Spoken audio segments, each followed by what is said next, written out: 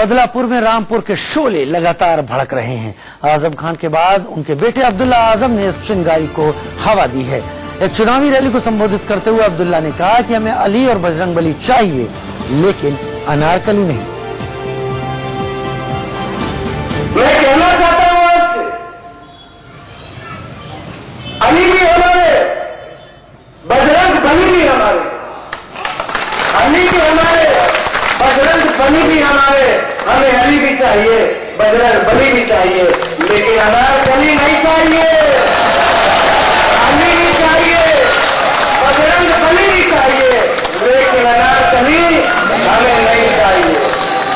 बहुत शुक्रिया।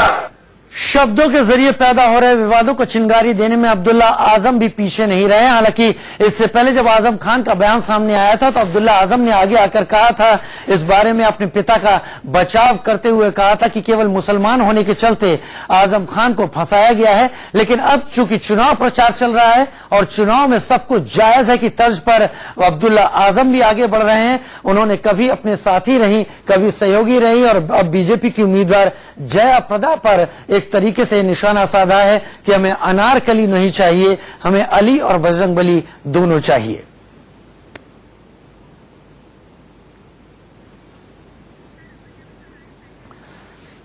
विजय मिश्रा ज्यादा जानकारी के साथ लाइव हमारे साथ जुड़ रहे हैं। विजय, कहते हैं कमान से निकला तीर और जबान से निकले शब्द अगर एक बार बाहर निकल जाएं तो वापस नहीं लिए जा सकते। उनका असर, उनके चलते हुआ डैमेज हो जाता है, उसे रिपेयर करने की फिर संभावनाएं क्षीण ही रहती हैं। अब्दुल्ला आजम भी रामपुर में उसी परिपाटी को आगे बढ़ाते दिख रहे हैं।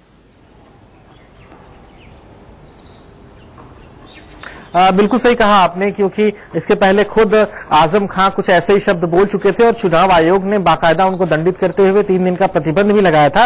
लेकिन उसके बावजूद भी सुधार देखने को नहीं मिला। और अगर उसी परिवार से और स्पेशली अगर उन्हीं के बेटे से ये बातें कही गई हो तो काफी ज्यादा शर्मनाक लगता है, क्योंकि जाहिर सी बात है कि यहाँ पर चुनाव आयोग की ये पाबंदी भी इन्हें कम लगती है और इनकी जो भाषा है, इनकी जो शैली है वो सुधरने वाली नहीं है। हालांकि ये जरूर है कि एक बार फिर से बीजेपी जो है इस पूरे मामले की शिकायत करने वाली है। लेकिन चुनाव प्रचार का अभियान जो है वो तीसरे चरण का थम गया है और जिस दिन आखिरी दिन था उस आखिरी दिन इस तरह का पूरा बयान आया और काफी शर्मनाक बयान आया। एक बार फिर से महिला के प्रति क्या सोच होती है और किस तरह की सोच रख करके चुनाव लड़ रहे हैं ये पता चलता है। अभी तक ये लग रहा था कि शायद आजम साहब भी ऐसी ही भाषा का प्रयोग करते हैं, लेकिन जिस तरह से अब्दुल्ला आजम ने इस पूरी भाषा का प्रयोग किया है, एक बार फिर से अली, बजरंगबली और अनारकली जैसे शब्दों का उपयोग किया और जिस लहजे में किया वो बताता है कि जाहिर सी बात है कि शुरुआत जो है भले ही आजम साहब से हुई हो, लेकिन अंत इनके बेटे की तरफ से इस तरह से हो रही है कि ये बताने के लिए काफी है कि पूरा परिवार जो है वो इस चुनावी अभियान में सुधरने वाला नहीं है। वो लगातार इस तरह के बयान जो है वो सार्वजनिक स्थान पर और इस तरह के स्थानों पर वो देते रहेंगे। बहुत शुक्रिया विजय मिश्रा इस तमाम जानकारी के लिए।